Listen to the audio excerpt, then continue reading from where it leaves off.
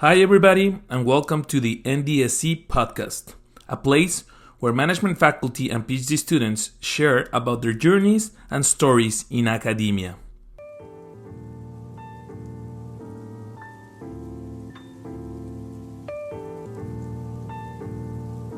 Before we start our next episode, I want to thank Babson College, University of Tennessee, Knoxville, and the Kaufman Foundation. Right? I think these three organizations were fundamental in supporting, particularly doctoral students. Right? I was able to be there for this conference, participate in all the activities, but also record this podcast, these interviews, thanks to the support, the teams in each one of these organizations that did a lot of work. Right? And sometimes we don't see it.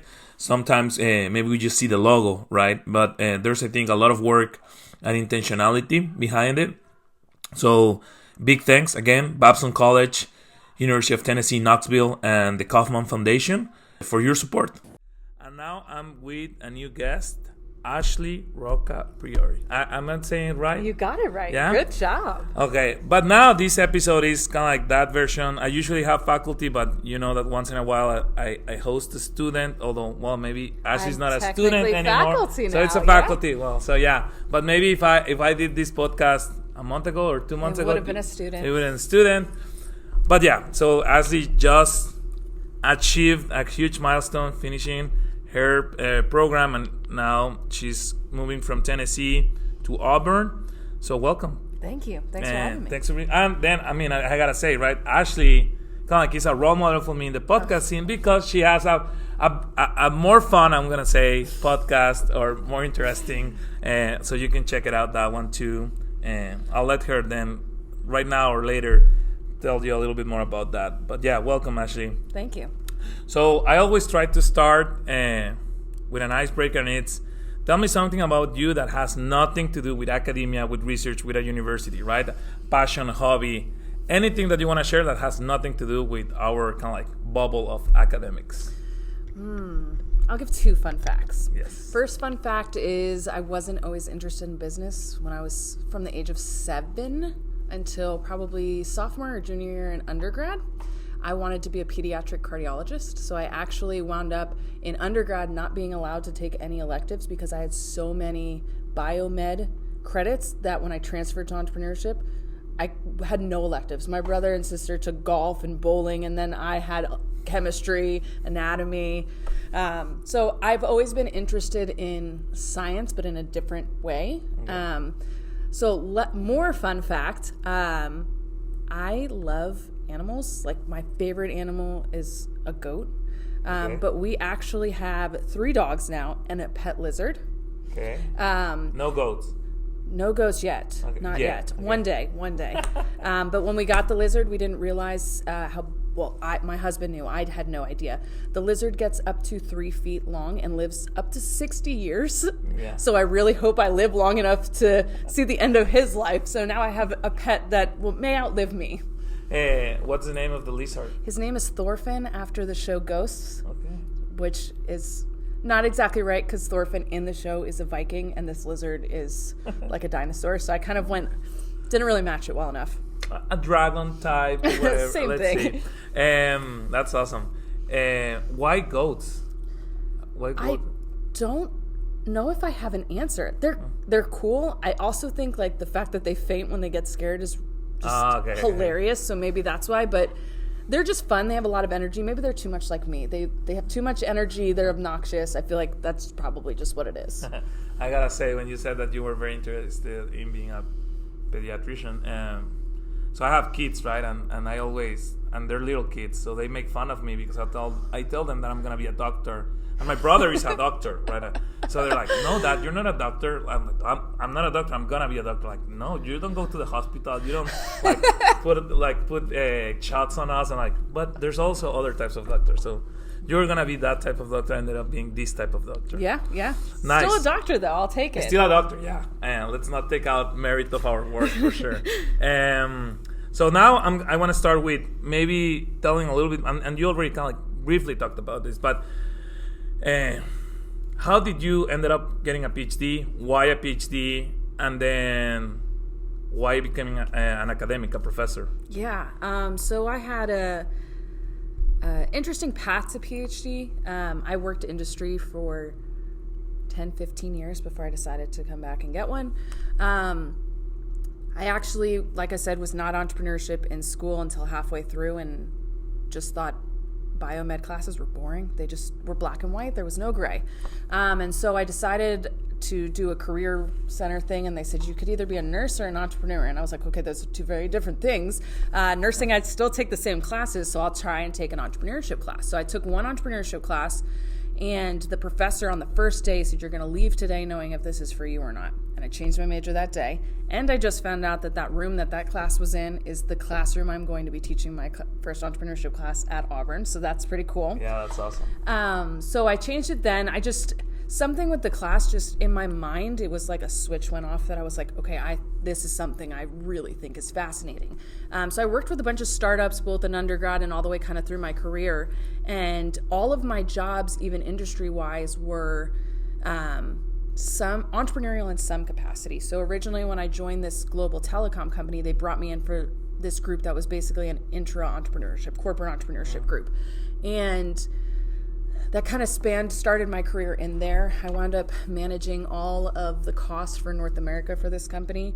So $52 million of cost we cut my last year there, but it wound up, a lot of my friends' jobs were getting cut, and I was told I'm not allowed to tell them. So it became a place where I felt like I was doing more harm than good. Mm-hmm. So my husband at the time was getting his PhD, and anyone that listens that has ever met my husband will understand this. He is one of the funniest people you'll ever meet, but he has never been a risk taker by any stretch. He got an offer to do his PhD at UNT in physics, and I told Jose earlier, his background was in nutrition. So he did this PhD and moved his whole life out there, like just called me and said, I'm going out tomorrow, packed up his car and left, and that is not like him. And he spent 7 years in North Texas just trying to do this. And over those 7 years, watching the growth for him personally over 7 years was mind-blowing to me of how one person could grow so much. So he said to me at one point, what do you want to do with your life? And one of the options was teaching. And he said, you'd be great at teaching, but you'll be more interested in research. And so he said, you should look at a PhD. And I thought, if I could have even a minuscule amount of the growth that he had in his 7 years, then I want it. Let's see what winds up happening. And so I just went for it, left my job, took a very big pay cut. He hadn't even defended his dissertation, did not have a job, and we moved out here. And it just worked out well. I think we take big risks, and sometimes they pay off, sometimes they don't, and this time it did. That's awesome.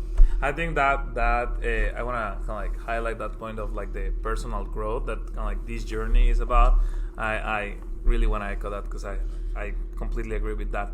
And maybe kind of like going into a little bit of that is, so you just finished your PhD, just wrap that up. What was the best thing, the most fulfilling thing about getting a PhD?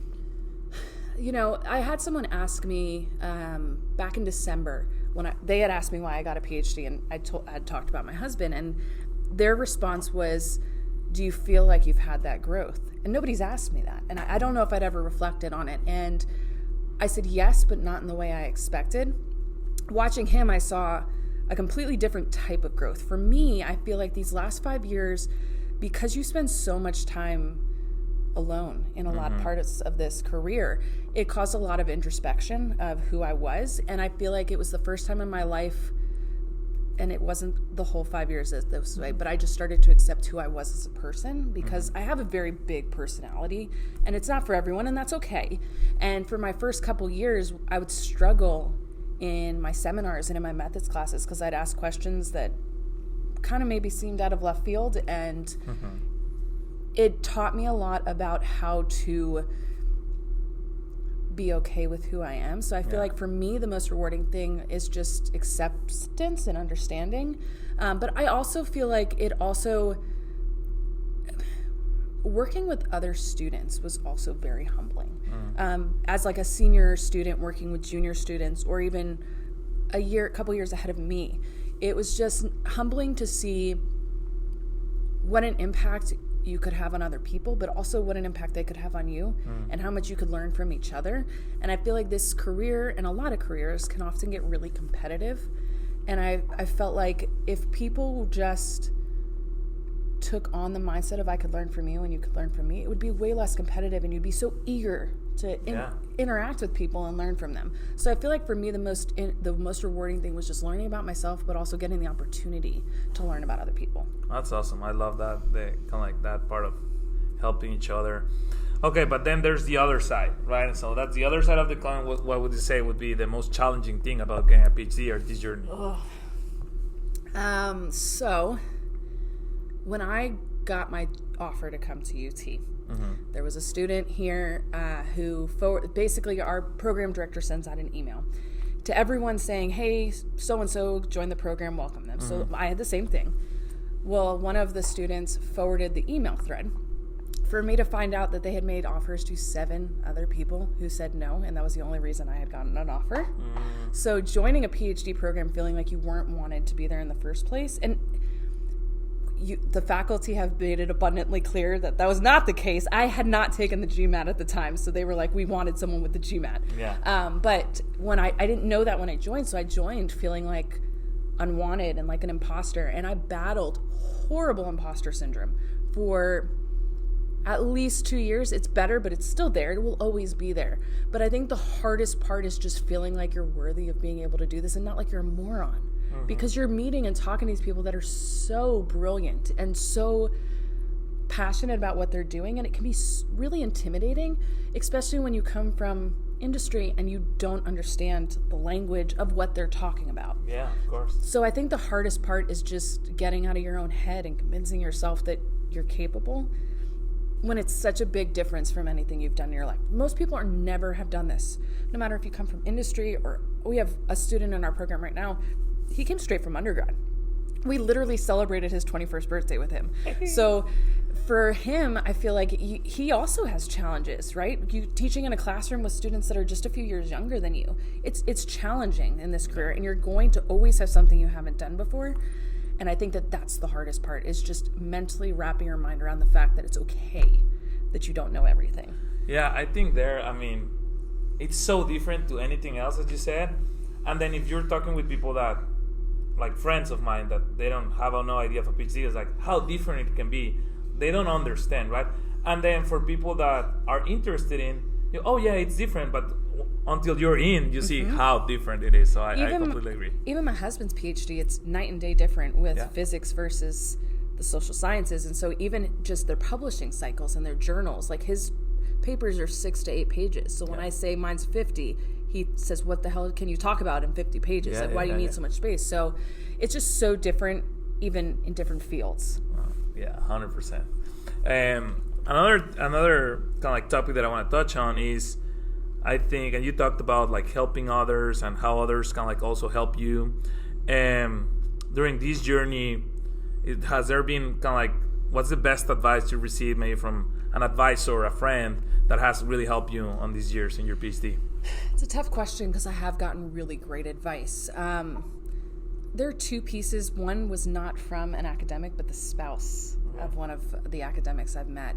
And I was relaying just like some experiences I had, and I said, but it's not a big deal. Like, I probably shouldn't be feeling this way. And they looked at me and they said, you're feeling it for a certain way and your feelings are valid. And you can feel whatever way you want to feel. And it was the first time that I was like, yes, like you're right, I can. It doesn't mean I have to react on that, but just the comment about that was from a non-academic who's married to an academic, a different perspective. And I thought that was really insightful, even though it was such a small comment, and I doubt she even remembers making the comment. I think the other best advice I've gotten is stay in your lane. And it's advice I give to all new doctoral students, because I think part of my imposter syndrome that was so hard my first year is I kept comparing myself to everyone else. And if you, for example, my cohort mate, Ace, you've met Ace. He's amazing writer. He finished comps, texted me, and I was like, I feel like I'm going to die. He's like, I feel invigorated, because he just got to write for 2 days straight, and he's such a good writer. He can spin these stories that are just beautiful. I'm not. Writing is not a strength. Literally half of my dissertation comments of things I had to change were grammatical, because I'm just that bad at writing. And I spent my first 2 years looking at him and going, I need to be better at writing. I'm so behind at this level. Meanwhile, if I had just realized I'm good at analysis, if I spent all my time trying to be the best writer, I'm taking away time I could be honing in on the skills I actually have. Yeah. And I could be on co-author teams with people like Ace, where they're great writers, I can do the methods and we can work together. And this career, as alone as you are through a lot of it, there are co-author teams for a reason. There are so few single author publications for a reason. So I think staying in your lane and just focusing on what you're good at and supplementing it, just like we tell our entrepreneurship students. You're going to start a business and you're not going to be able to know how to do everything. You need to hire for the weaknesses you have. Know your strengths, stay in your lane, focus on that, and find co-authors that you work well with and you want to work with that can supplement the pieces that you're not as strong in. Yeah, I love that, right? Because I 100% agree. And I think I love sports, but then even like in sports, right, you cannot have the person that is good at defense, offense, like whatever. Like that's why you play in a team. And sometimes we see our academic careers are very individualistic, but that's why we have collaboration. And then, I mean, I'm not saying there's those really amazing scholars that can do all. I mean, there's a few of them and they're amazing, but the average guys, I mean, and I think also independent of that, working in teams and collaborating teams is pretty fun. That's my personal. And I don't think, like even Tim Pollock, for example, just published this book on writing. And you ask him, like, why is writing so interesting to you? And he said he asked his dissertation chair during his dissertation studies of what is his biggest weakness, and they said writing. And so he spends so many years just honing that in and getting better on it. So I think you can take that path of, even if it's not your strength, learn it if that's something you want to do.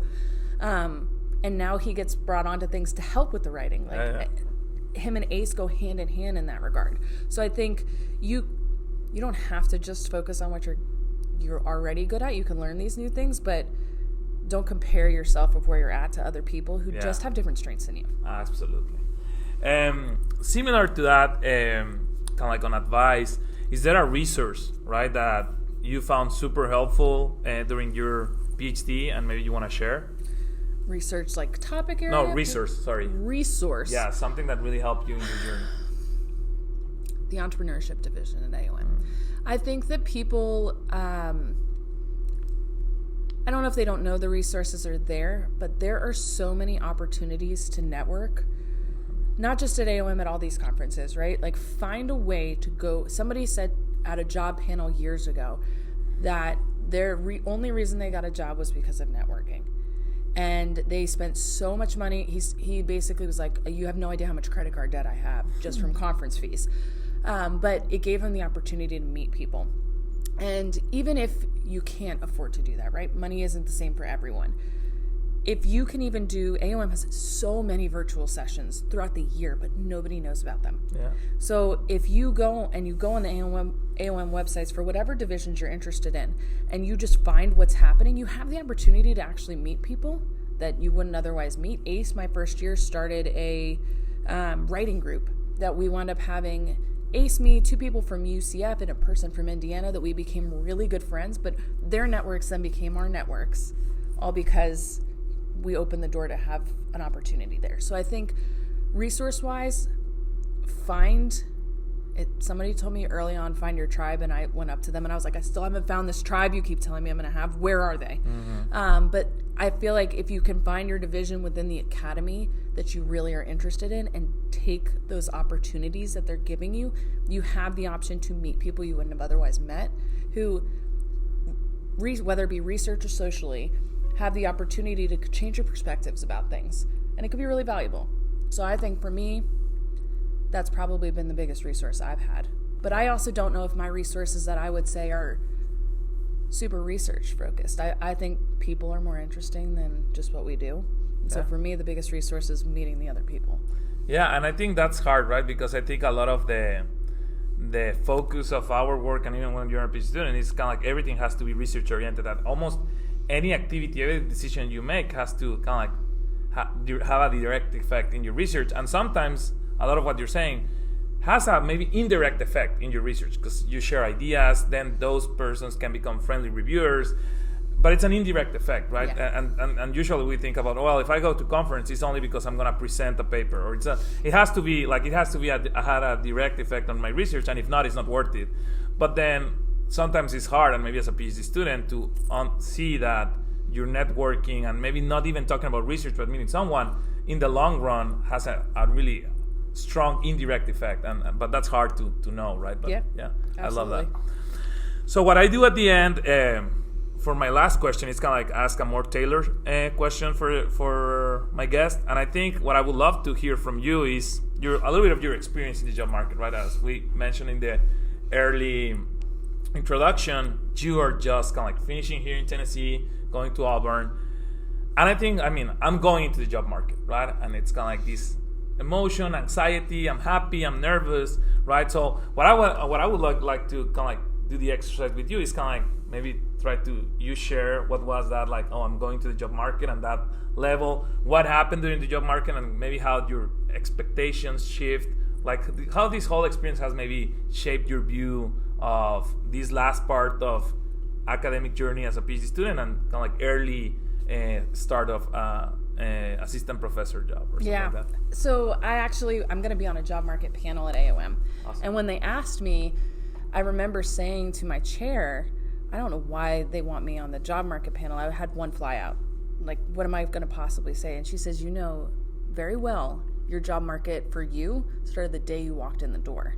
Because, so I was saying, stay in your lane, find your strengths. There is this thing called Clifton Strengths Finder. Have you ever heard of it? So my number 2 strength is strategic. Mm-hmm. And everything in my life has always been that way. And so when I walked in the door, I was seeing other doc students prep their job market presentations. So from day one, I started thinking, what would mine look like? How do I tailor my pipeline to be what I could put in a Venn diagram? And so every project that I was starting and I was taking on, I'd ask myself, how does this fit? And it was with everything. So example, I knew who I wanted on my committee before I sat for comps. And the people I wanted on my committee were bigger names, and I was very concerned that they were not, who am I? They have nothing to do with me.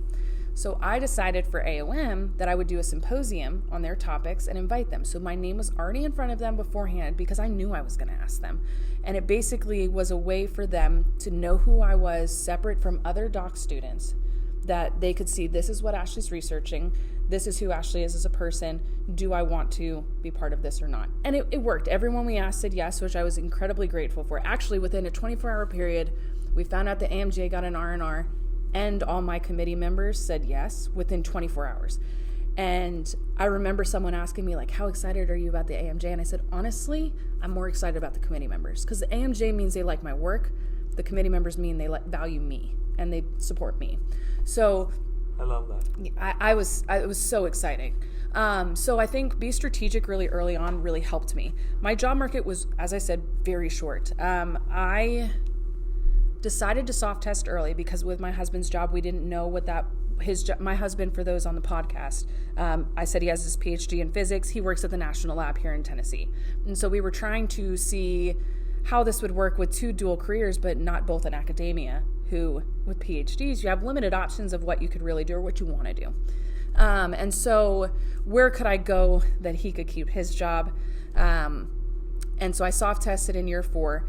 And there were some great options, but I just kept feeling like if I could have one more year, I'd be a much stronger candidate. And UT prefers us to do a 5-year program. And it was a much better decision because I went on the market with a better pipeline and with better pubs.